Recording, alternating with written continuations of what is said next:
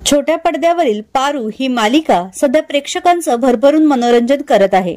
या मालिकेत आदित्यची भूमिका साकारत अभिनेता प्रसाद जवादेने पुन्हा एकदा प्रेक्षकांची मने जिंकली आहेत। त्यामुळे अनेक चाहत्यांचं आदित्य हे पात्र आवडतं बनलंय।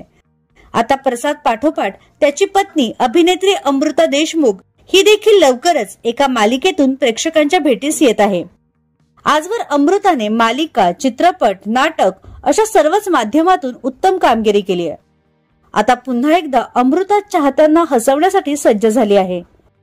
सोनी मराठीवरील महाराष्ट्राची हास्य जत्राच्या नव्या पर्वात ती झळकणार आहे।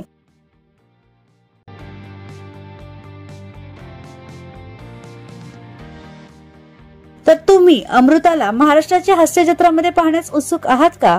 हे आम्हाला कमेंट बॉक्समध्ये नक्की कळवा।